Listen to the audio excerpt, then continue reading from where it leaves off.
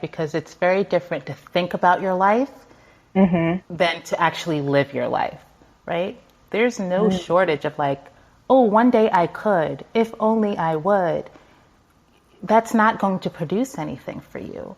So the main difference between folks who are able to move forward and those who remain stuck is that they move forward. They allow themselves to get it right. They allow themselves to get it wrong. They hold themselves accountable. They keep their promises to themselves. They ask for assistance. They have clarity or seek clarity about what their goals are. And again, that trust piece and that permission piece is they allow themselves to figure it out along the way versus just sitting down and wishing what could be, reminiscing on what was, and clinging to, again, the idea of living versus actually living. You're listening to the Black to Business Podcast, an educational podcast providing Black entrepreneurs with the tools and resources to start and grow their businesses. We chat with vetted Black entrepreneurs, thought leaders, and business owners as they provide tips and resources to help take your business to the next level. I'm your host, Monique T. Marshall. Welcome back. So I have a question for you. What if you could design a life that you wanted? What would it look like? How would you spend your time? And what would your business look like? I ask this question because many people go through life doing what others expect of them without giving it much thought. It's almost as if their standard of success is defined by how many degrees they have, what titles they have, and what specific achievements they've made.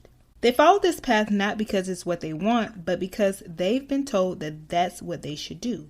And they've been told that that's what they should want. And they've also been told that this is what success looks like. Now, let's be honest. It's easy to stick with what you know, even if you don't like it, because it's safe. And honestly, the fear of the unknown can be terrifying. Can you relate to this?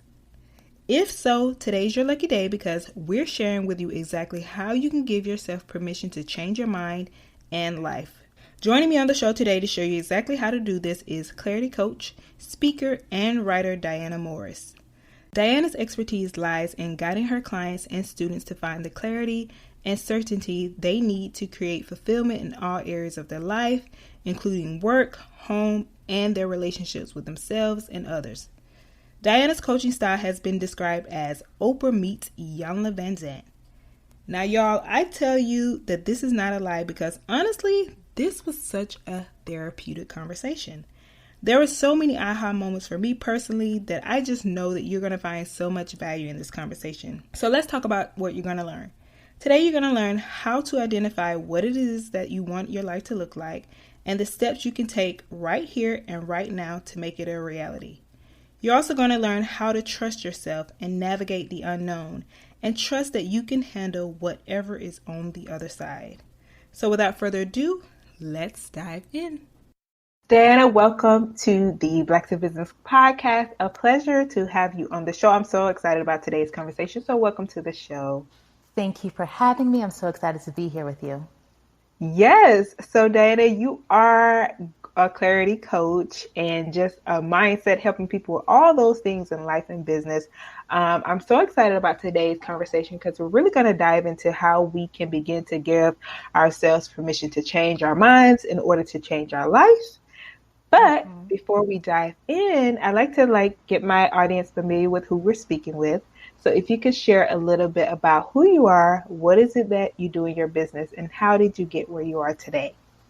Absolutely. So again, my name is Diana Morris, and I am a clarity coach who essentially helps individuals identify what it is they want for themselves in their life, whether it be any meaningful area such as their business or their personal life, professional life, whatever the case may be. And then I specifically help them identify the steps they can take right here, right now to make that a reality.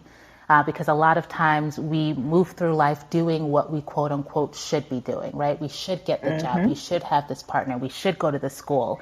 And we lose sight of what we actually want to do, or we know what we want to do, but we're not quite sure how to make it a reality. So my background is in higher education. I have my master's in higher ed administration, and my most recent role was in student conduct. So if you can imagine, I was the most popular person on campus, And I met with students who allegedly violated university policy. So speaking with them about decision making, speaking with them about how is the person you're showing up as, on the weekend in alignment or not in alignment with the person you are in the classroom. And that translates to my coaching work because, again, so many of us move through life acting how we think we should, and it's not in alignment with who we truly are. So the blending of the educational background, understanding human development, understanding the stages of, defining morals, identifying values, and then the problem solving of, okay, this is what I want. How do I make it a reality? Or how do I even know what I want? What's the first step? That's what I help folks with. Today is absolutely going to be a treat. I'm already excited. So love it, love it, love it. So as we talk about this conversation around changing our mind in order to change our life, I think the best way to start is understanding the power of the mind. And I want to start there. So let's talk about the power of mindset and its impact on the ability for one to be able to reach their goal in order to live a life that they love. So can you just dive into the mindset? Absolutely. So when thinking about, tying in the educational background that I have, for a lot of us, we reach a point, if we go to a traditional college age of 18 to 24, that's often the first time where we're on our own, where we get to choose what we want to do, what activities we want to be part of, what conversations we want to have. We're moving away from our caretakers who are telling us right and wrong, yes and no, these are the steps you should take.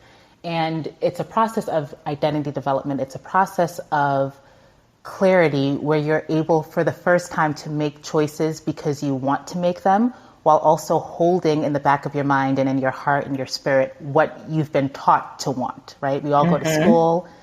They teach us a specific thing, 2 + 2 = 4, right? 3 + 3 = 6. And we try to get the right answer.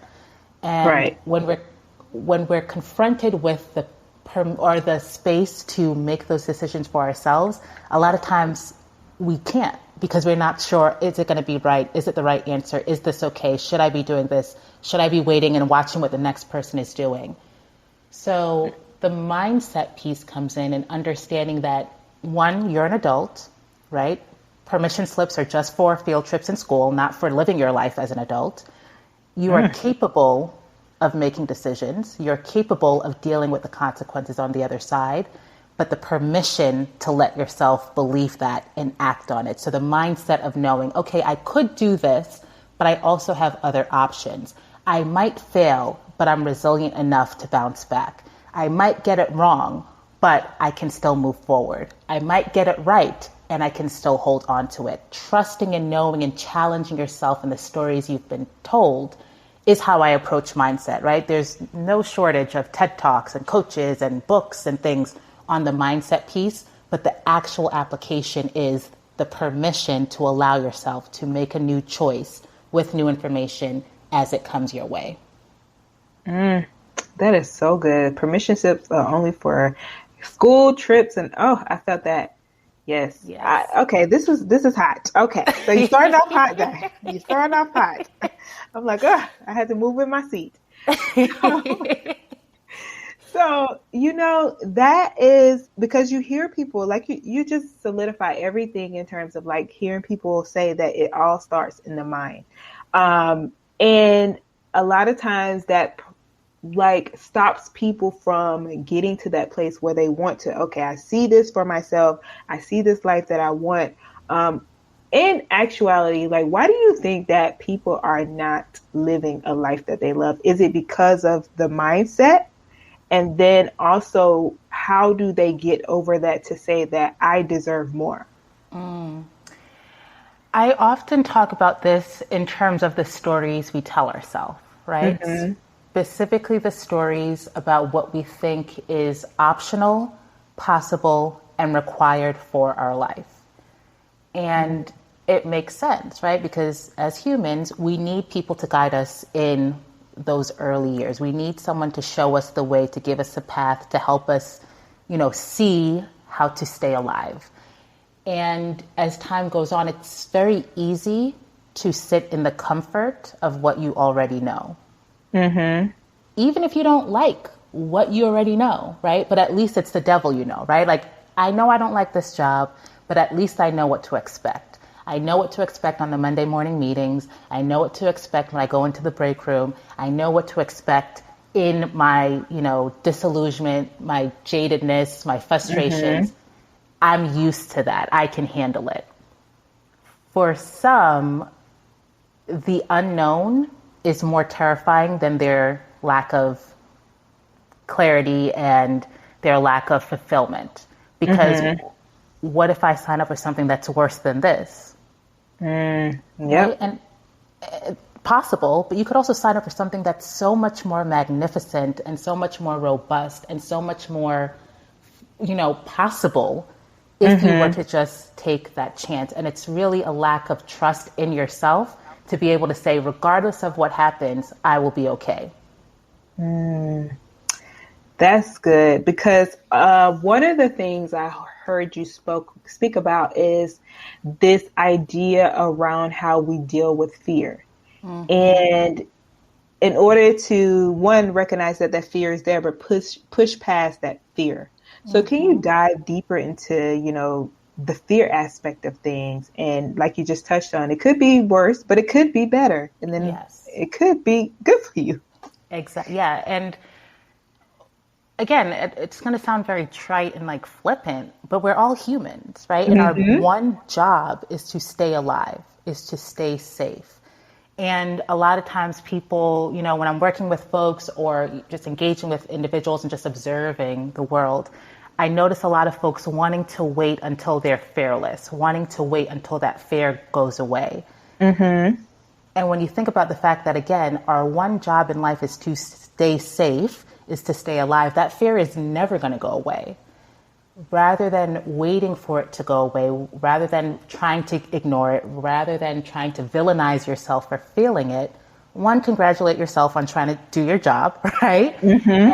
And then question the fear. Like, what are you trying to protect me from, right? Is this version of safety that I've had up until this point still valid for what I'm trying to accomplish? For example, if you are someone in business and you know that you need to market in order to have sales, in order to make revenue, in order to turn a profit, etc., but your fear is of public speaking, right? That's a common fear, like the number one fear, I think, for people. Yep. Asking yourself, okay, what am I specifically afraid of?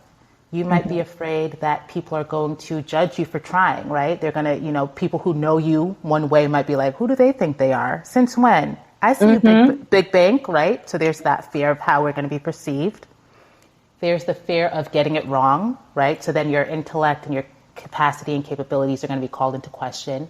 Could also be the fear of getting it right? How do you handle the success? Does that mean you need to lose part of you along the way? Does that mean you need to sign up for things that you actually don't want to do when the success reaches you? And as you start identifying what the actual fear is and what definition of safety you've been clinging to, does it still fit for who you are right now and who you're looking to be? So the whole idea of fear is, again, not to get rid of it, but to become friends with, like interview it, literally say, hey girl, what's really good? Help me understand what's going on here. And then you can actually give data and you can give real life experiences and the evidence of your life to say, you know what? I'm afraid that people might look at me differently, but look at all these people who are championing me, who are in my corner, ready to see me win. I might be afraid that I get it wrong, but all I need to do is send out an email with a correction. I just need to double back and say, you know what? Actually, I realize I said that, but here's what I meant to say. So when you can give a response to the other side of what if, finish the sentence, what if what, and then identify how you can move forward, because you can. You're capable, you're an adult, you're able to make decisions, you're able to tap into resources, and you're able to move forward. Diane, I think you're going to have people talking to their fears aloud and like, just keep moving on. I'm talking to my fears right now. Exactly. Don't ask questions. It's a one-on-one it's a one-on-one with myself right now. So don't even worry about it.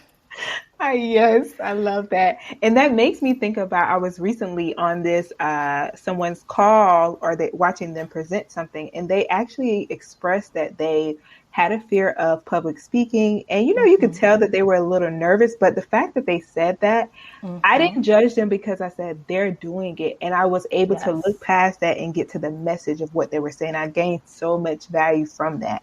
And I think it was Yes. being vulnerable in that moment and saying, I'm scared, but I'm going to do it anyway. Exactly. Yep. And so when you think about the question of how and what does it mean to show up for yourself, what would you say? I would say to work with the end in mind.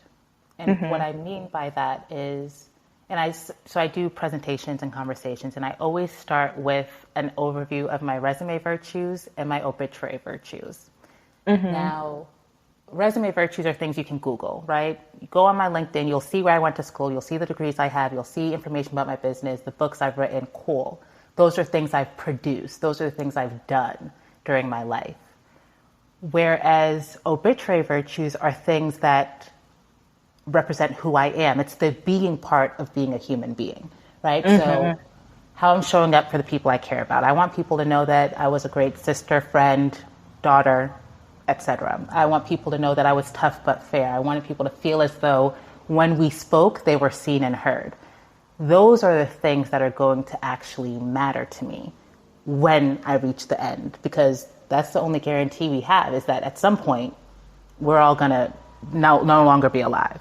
So when you think about what it means to show up for yourself, if this were it and folks need to have a memory of you, are they going to remember how you led a meeting and that you could pivot tables in Excel because you invested all your time at work and that was the only thing you ever spoke about, the only thing you ever cared about? Or are they going to remember that you were someone who went after your goals? You were someone who did the thing even though they were afraid. You were the type of person who heard them, saw them, held them, pushed them to be the best version of themselves. So when it's over, what do you want to have done in your life? Because there's a difference between I did this with my life and it was good, and I did this with my life. Perspective, clarity, clear. Love it. I love it. All right. So we're just getting to the tip of the iceberg, but let's talk about the offers and the solutions that you're providing. So one of the things you speak about is how the traditional route to success, and you kind of touched on it in the beginning, the route to success, purpose, and happiness is flawed. Why do you believe that, and what do you feel that people should be doing instead? Yeah, I believe it's flawed because it doesn't work, right? We can simply just look out around us and we can see so many pieces of evidence that show that it can work for some people, but it doesn't work universally. And when I speak about the traditional route to success, purpose, and happiness, it's the old standard. You go to school, you get a degree, you meet someone along the way, you get married, you have 2.5 kids, the white picket fence. Along the way, you got a job, you're staying at the job until you retire, you get your gold watch, and that's when you start living your life. That works for some people, but it doesn't account for the context and the situation and the circumstances of what it means to be a human being in 2022, right? It doesn't account for the access and the opportunities and the things we can see and the challenges we have to face. So when it comes to what people should do instead, I'm all for questioning it, right? Like, who said this, right? Does it actually work for me? And if it does, excellent, move along it. If you're recognizing that pieces of that don't align with who you are and how you want to show up for yourself, give yourself permission to say, you know what? Thank you for giving me that option, but I know it's not required. Here's what I can do instead. I like that. It makes me think about this way of, and I agree, and I say this all the time, in that there's, I admire a lot of people. However, there's still not anyone in the world I could say I want to trade places with, because you do not know what it took for them to get there. But then also, in all this ups and downs that we have, I love my life at the end of the day. Yes. So, and I think everybody does or haven't reached that space, and it's okay because this is why we're having these conversations. But it makes me think about the ability to have your own identity in everything that we've talked about before. So how can someone who's listening begin to create their own, in a sense, identity? Because like you said, the traditional route does not work. So if they recognize that, how can we begin to make sure that they're creating an identity for themselves and what looks like what they want their life to look like? Yeah. I would first start by like giving yourself credit, right? The fact that you dare question this traditional route is a huge thing because, again, it's very easy to stick with what you know, even if you don't like it. So the first thing is to give yourself credit and say, you know what? There's a reason why I keep having this flutter in my stomach. There's a reason why there's a whisper in my heart that I need to pause. And then from there, start identifying, what do you like? What don't you like? Look at your day. Today, what brought you energy? What drained your energy? Tomorrow, what are you looking forward to? What are you dreading? And start identifying concretely what these things are so that you can start getting a sense of what you want to keep, what you want to release, and what you want to add.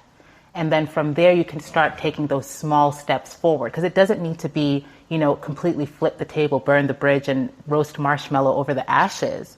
Right. If you want to, you can, but that's where the overwhelm comes in of like, I don't know where to start. So start small. Tomorrow, what can you do more of? What can you let go of? And then the next day, what can you do more of? What can you let go of? What can you add? What can you amplify? And continue moving forward, but just remain honest with yourself, because at the end of the day, that's truly all that matters. Are you honest? Are you in integrity? Are you in alignment? And are you showing up and being kind to yourself along the way? Yes.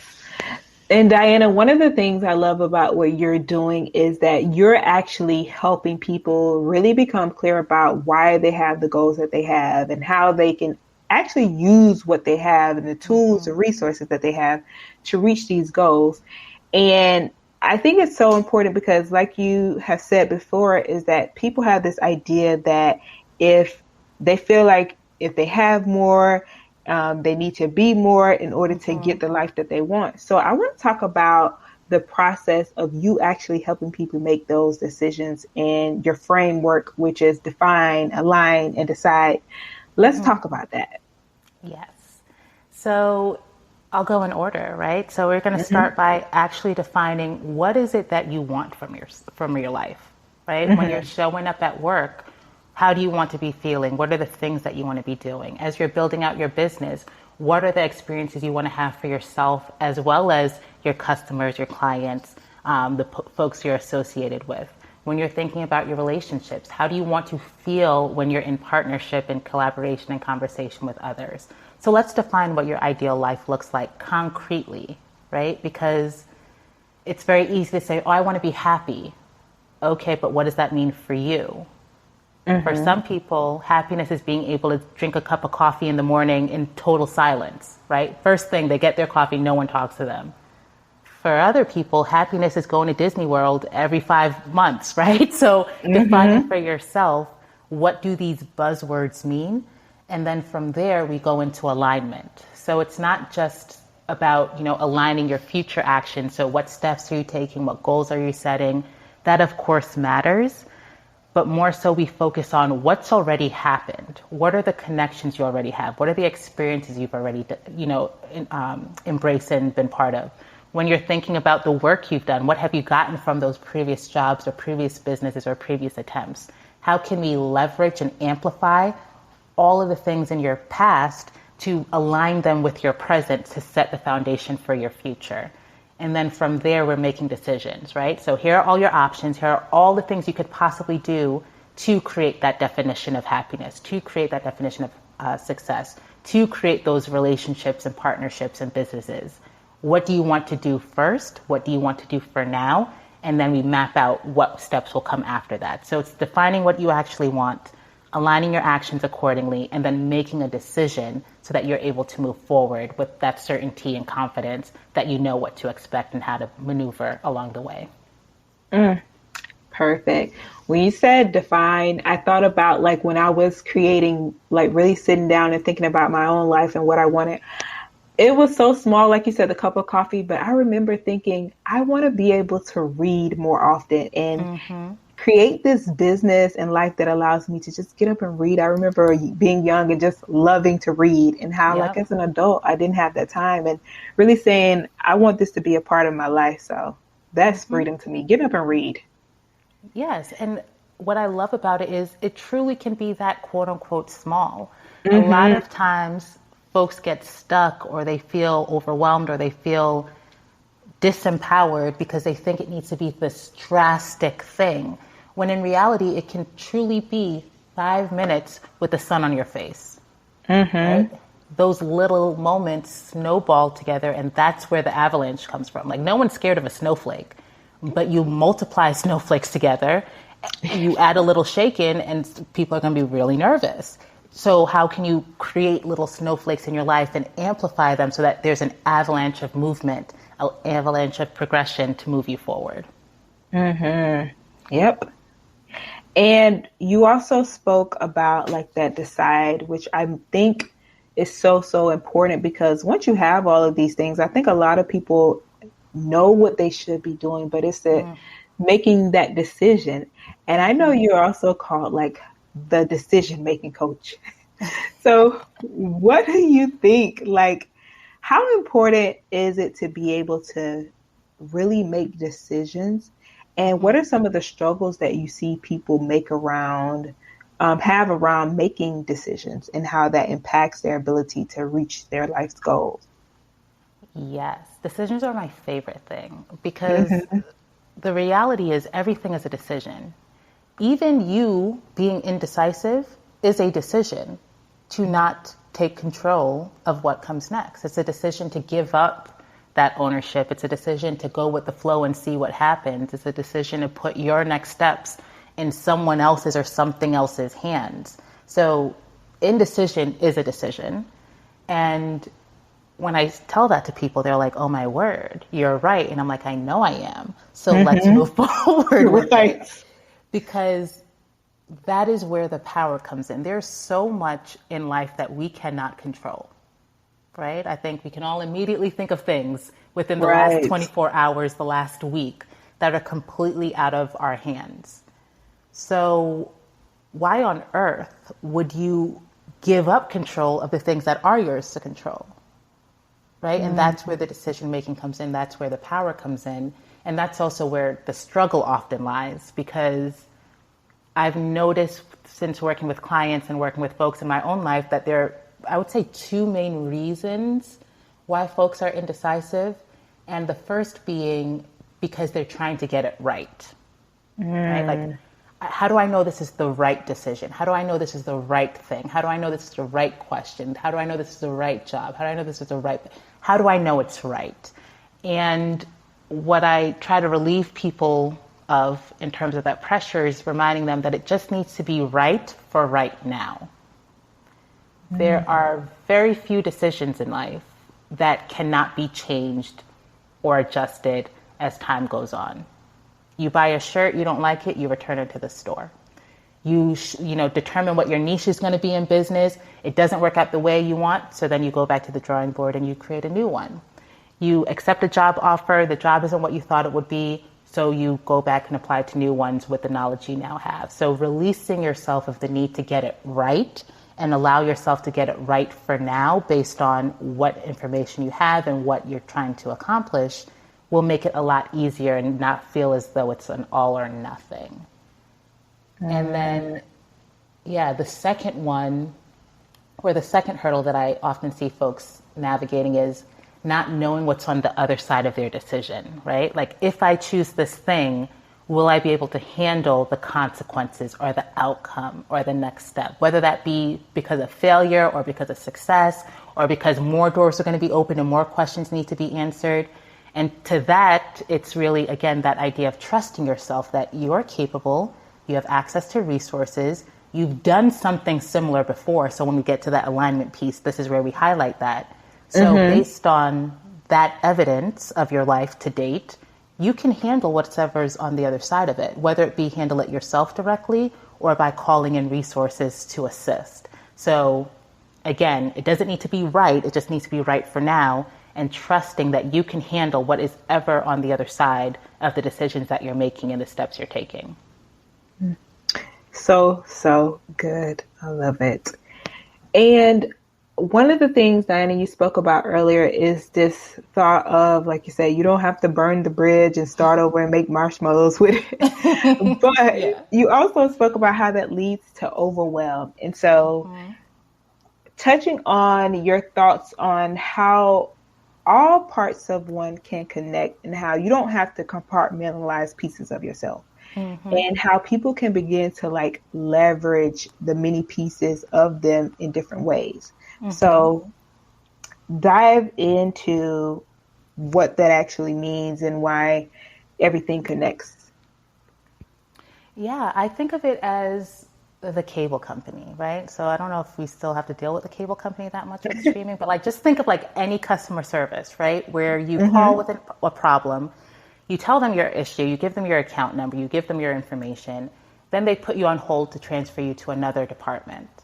And then you have to do the same thing over again. You have to give them your information, you have to give them the narrative of what happened, and then you might be on hold again and have to connect with someone else. And it's just this game of phone tag where you just want one thing, right? You have a goal in mind. You want your cable to be fixed, you want your phone bill to be adjusted, you want to change your flight, whatever the case is. But all of these departments within the same company aren't speaking to each other. So you have to repeat yourself, you have to start over, you get frustrated. A lot of us operate our lives like the cable company. And by that I mean we show up at work in one way. We show up with our friends in one way. We show up with our family in one way. Then we, talk to ourselves another way. And there's not actually any connection between all of these spaces we inhabit, even though we're one person. And I'm going to put a disclaimer here that I'm not speaking about like code switching or, being selective with how you show up. Like the way you show up with your friends is not going to be how you show up at work. I am talking about when your values take a back seat, when your desires take a back seat, when your boundaries take a back seat unnecessarily because you don't feel confident and, comfortable enough in yourself and owning that part of yourself to take you wherever you are. And that's where the overwhelm comes in, right? Because if you're constantly trying to figure out, okay, well, I really enjoy being creative, right? Like I really enjoy painting, but I work in finance and I cannot be creative here. So does this mean that my job sucks because I can't have this part of my creativity showing? Or does it mean that that area of creativity just will come out in a different place and it was never meant to be at your workstation on the computer, right?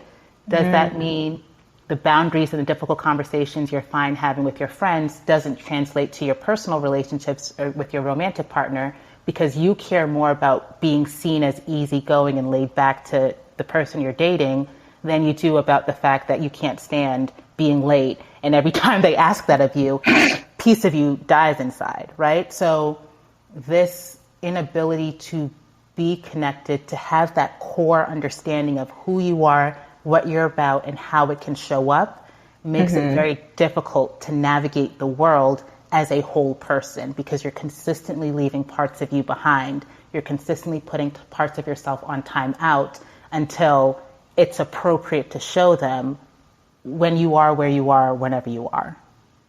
Where did I read that you're like the Oprah meets Iyanla? And I read right.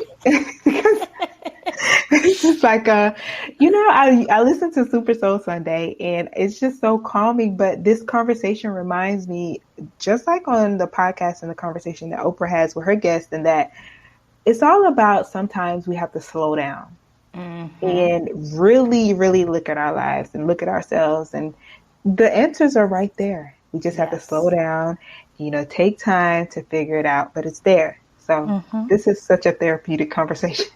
Thank you. I'm so glad. This is so fun. Yes, it is. Yes.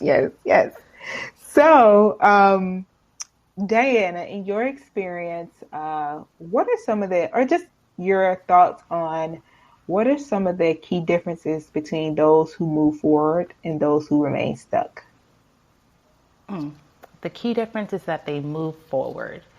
And I mean that in like the most basic way and definition of those words, right? Because it's very different to think about your life than to actually live your life, right?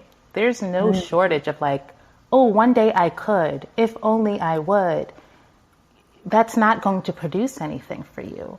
So the main difference between folks who are able to move forward and those who remain stuck is that they move forward. They allow themselves to get it right. They allow themselves to get it wrong. They hold themselves accountable. They keep their promises to themselves. They ask for assistance. They have clarity or seek clarity about what their goals are. And again, that trust piece and that permission piece is they allow themselves to figure it out along the way versus just sitting down and wishing what could be, reminiscing on what was, and clinging to, again, the idea of living versus actually living.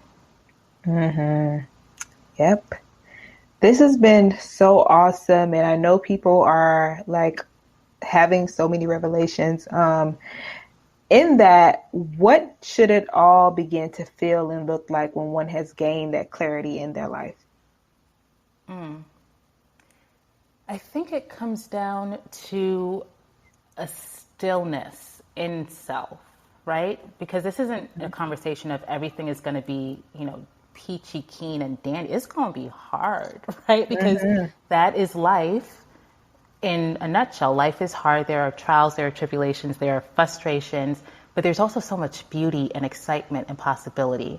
So I think, what I've observed for myself and what I've observed with folks I work with and conversations I'm having is the common theme is there's just this piece of no matter what happens, I'm going to be okay. And I think it's a quote by Georgia O'Keeffe where she says something along the lines of, I've sorted it out for myself, so compliments and criticism goes down the same drain. And I love that idea because it really speaks to the fact that no matter what is happening outside, your inner compass is always pointing you in the right direction. So when you have your successes, you can take them gracefully. You'll know there's more where that came from. You give yourself the proper kudos and congratulations, and you allow yourself to bask in that. And when you have the failures and frustrations and disappointments, you recognize it, you take whatever lessons may exist, and you still move forward because you know there's more to it.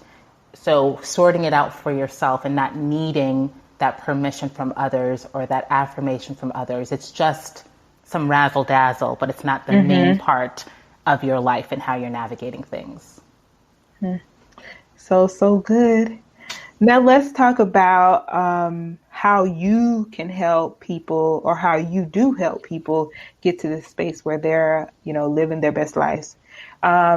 I want to talk about some of the things that you're doing at Diana Moore's Clarity Coaching and kind of your processes and your offers that you have, if you could just share with my audience. Absolutely. So I work with folks one-on-one, and I have opportunities, whether it be just a sounding board, you just need an hour to map out, okay, I've got this meeting, I've got this presentation, I've got this question, I've got this challenge that I've been navigating for a week, a year, 10 years, whatever the case is. And we just figure it out together, right? We get to the core of what is it you're trying to accomplish? What do you currently have that you can access? What do you need to tap into? And what are the decisions that need to be made? I also help folks with actually mapping out the grand vision, right? So like helping you identify what is the big picture?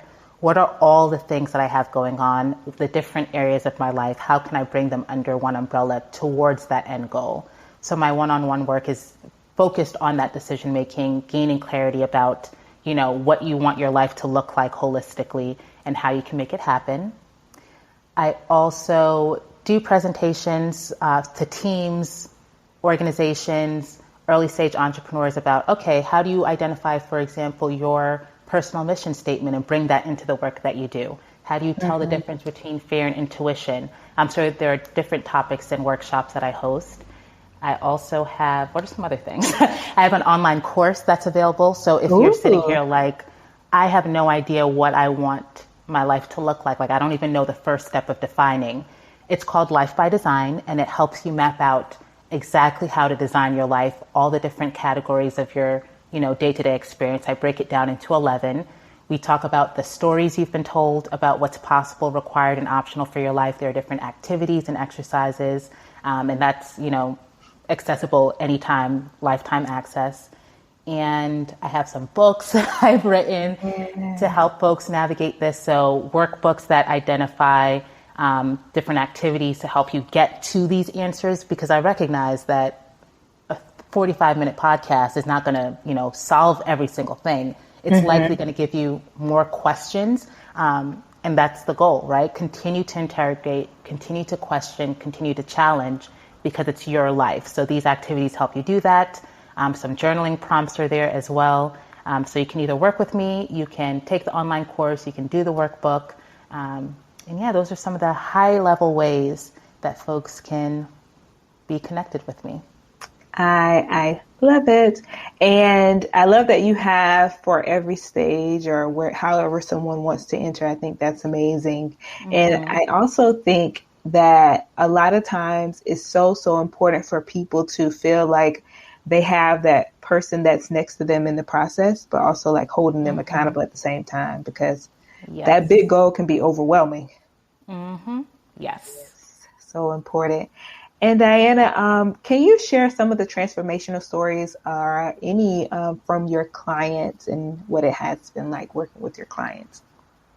Yes, it is so fun. Actually, I'm recently on TikTok, so writing, writing that way, that's been an enjoyment. And someone commented when I did one of my videos, I was sharing what I do, and they said it sounds like such a fun job, and it truly is, because it's really a puzzle, right? We are all so many different pieces. So how do we put everything in place so that you get the picture that you want at the end of it? So for one person who comes to mind, this was is still a mother with 2 young kids, toddlers, and she had a full-time role, but part of her really wanted to tap back into her creativity. Because of life, because of obligations, she wasn't able to write as much as she wanted to.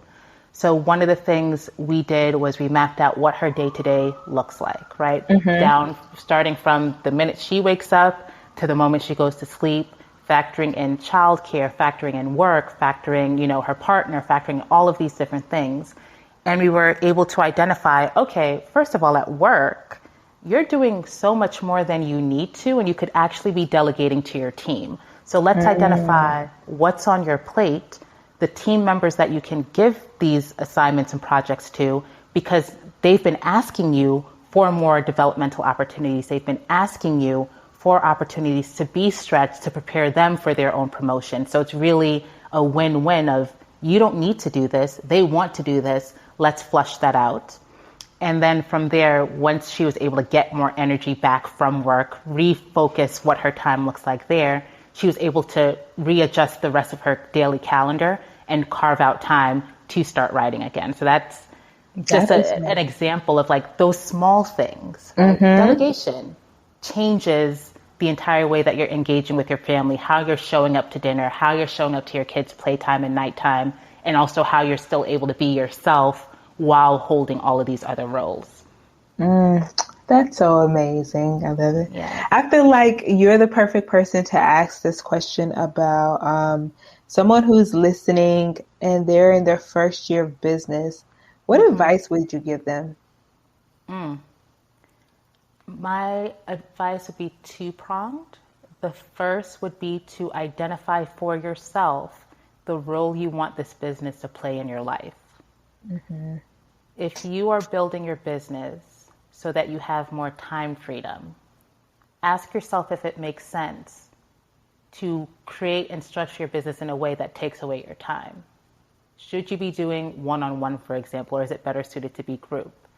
Do you actually need to take on, as many clients, or do you need to adjust your prices to decrease the number of clients you need to work with if that time freedom is your goal? So that was just an example, but of course, identifying the role you want your business to play in your life. And then the second approach is to define your version of success. Is your success going to be revenue driven? Is your success going to be based on the number of podcast episodes you have or the number of clients you have? because it's very easy to chase someone else's definition and look up and realize that you didn't want what was on the other side of it. So figure out how you want it to fit in your life and how you're going to be defining success for yourself in your business, because that's going to help you stay in your lane and let you know where you should be focusing your time, effort, and energy along the way. And for business owners, when it comes to, I think that is a big thing for many business owners, is making sure that they are designing a business that fits into their life. I think the biggest question I could ask is for you, like, what did that look like for you to begin to create this business that you made sure it was like, I'm going to design it this way so that I can live a life this way? So this business, I went full time in August. So I'm about to hit my 1 year anniversary full time. And congrats. Thank you. And up until this point, I had been doing it while also being in higher ed. So like I mentioned, I worked colleges and universities. So this was more of a side business that I would focus on. And as I'm going through this full-time, entrepreneurial journey, business owner journey, I'm having to consciously remind myself that I get to choose. And I say that using this example of, it's very easy in the 9 to 5, right, to feel as though your focus in your day needs to look a certain way. As a business owner, I'm like training myself to be like, no, like if I don't have meetings and I've done everything I need to do, even if it's 1 o'clock, that's still a full day's work. I don't have to take meetings after a certain time if I don't want to, because I get to choose. So it's switching my mind from working towards someone else's vision and goals, which is technically what you're doing when you work for someone else, and being clear about my vision and goals and like how I want to feel as I move through this, and what systems am I going to put in place? What am I going to delegate? What am I going to automate? What am I going to get rid of? What am I going to sign up for? What are the yeses I'm going to say? What are the opportunities I'm going to decline? So that I don't resent what it is I'm building. Because I think that's the worst thing, is to be in a glass cage of your own design simply because you weren't honest with yourself. So I want to let you know that I'm immediately putting this into place after we get off of this conversation, because today I literally did everything on my to-do list, and this was the second interview of the day. And I was like, maybe I should find something else to do. But you stepped on my toe and told me I get to decide. So after this, we're done. Yes, you get to choose what your work day looks like, what your productivity means, and it's going to ebb and flow depending on the season as well, right? Depending on the day. And being kind to yourself, and again, that definition of success. What does a successful day mean to you? Is it about what you've done, or is it about who you were and how you felt as you were doing it? I felt productive. I love it. This was good for me. So I know the audience is going to have a breakthrough. So this has been amazing. And Diana, I do want to get the scoop from you on, you've been managing your business. What are some ways and some tools that you use to keep you organized, keep you focused? Please share. Yes, I love me some Google's entire suite, whether it be spreadsheets, whether it be Google Docs, so that I can jot a note down here, jot a note down there, and then share documents with folks as I need to. For my client meetings, everything is done virtually. So Zoom, we all at this point are familiar with Zoom. So that's been a great resource. Also reaching out to other people, right? So I've worked with coaches. I'm in a couple of programs right now to focus on marketing and sales, because that's like, historically, I'm not a quote unquote business person. I just know how to change perspectives and help people navigate.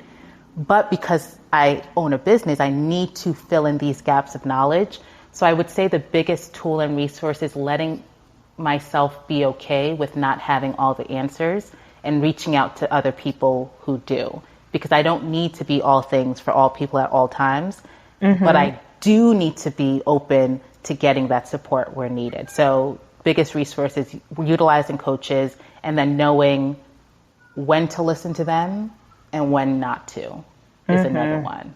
Because again, they can give you examples, they can give you perspectives, but only you know how things are going to fold in, what you want things to look like, and what actually makes sense for who you are, where you're going, and what you're looking to accomplish. Yes. And what has been the best risk that you've taken? I would say going out on my own and betting on myself. For so much of my life, it's been betting on other things and other people, whether it be betting on my college and my grad school that these degrees are going to help me, betting on my employer that they would make sure the check is in my bank account end of month, betting on all of these other institutions and things external. This is the biggest bet I've made to say, you know what? I believe in this kernel of an idea. I'm delusional enough to think it's going to work. I wake up every day and I place that bet. So that is the biggest bet to date, the thing I'm most proud of to date, and I'm excited to see how it continues to unfold. And we are too. We are too, yes. And Diana, what does it mean to you to be Black in business? It means to show up and show out as myself in the way that only I can. I think there's such a beautiful part of Blackness that you can't fake, right? You can't just put on. Many people have tried, and it's very clear when it doesn't work. So I truly appreciate that. And I think that also speaks to the idea of betting on myself, right? Having the audacity to question and say, you know what? I see what you're doing, but that actually doesn't work for me. Why should I just lean on this? Why should I only believe this? Why should I only trust this? So for me, it's showing up every day as myself, trusting that I'm going to figure it out, and knowing that I've got a whole community behind me. I love it. I always love when people answer that question. It's so powerful, the responses. So I love that answer. And people have been, of course, I'm going to keep saying it. This has been amazing. I know people are going to want to connect with you, find you, and support you. So how can they do that? You can find me on my website, dianaramorris.com. And then my social media handles, specifically Instagram and TikTok, are Diana R.A. Morris. Love it. Well, Diana, this has been amazing. Thank you so much again. And thank you for the work that you are doing, and wishing you all the best. And thank you again for being here. Thank you so much for having me. Such a joy to be here and be part of this conversation and community. Clarity. That's what I think of when I think about this conversation. I love that Diana spoke about how it is important to begin to create your own identity and how you can leverage the many pieces of yourself, because you don't have to compartmentalize yourself. Also, I wanted to reiterate the importance of getting clear on how your business will fit into your life when you're on this life-changing journey. Your business is a part of your life, but it is not your entire life. So remember that. All right, you can find out more about this episode and Diana and the resources mentioned by visiting blacktobusiness.com/106. Spread the love and share this episode with a friend, and we will see you next week.